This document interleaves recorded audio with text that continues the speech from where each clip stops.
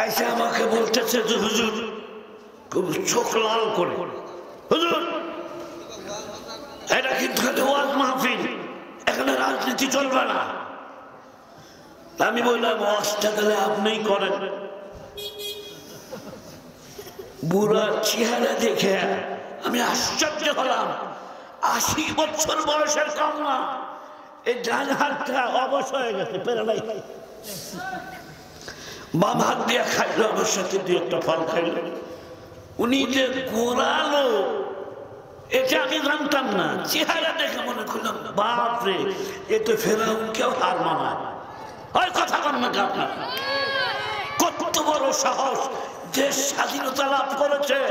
আরে ভাই, আজ থেকে 16 বছর আগে বক্তারা হক কথা বলতে পারে নাই, মাইক কেড়ে নেওয়া হয়েছে। ওই দিন কি আর আছে? ওই দিন কি আর আছে?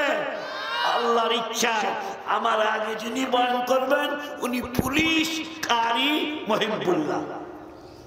একটা বক্তা আছে না, ভাইরাল পুলিশ, পুলিশ ওয়াজ করে। পুলিশ যখন মাইক ধরলো, ও খালি রাজনীতির কথাই কইলো, কেউ যায় বললো না যে পুলিশ তুমি এগুলা করো না। আমি পাইলাম একটা সুযোগ, আমি আপনাদেরকে জিজ্ঞাসা করতে চাই, রাজনীতির কথা কি কোরআন শরীফে নাই? আছে যে বিশ্বাস করবো কারা কারা, একটু হাত তুলে দেখান তো দেখি। তাকবীর, ওগুলো হাত উঠে নাই, উঠে নাই, হাত উঠে নাই।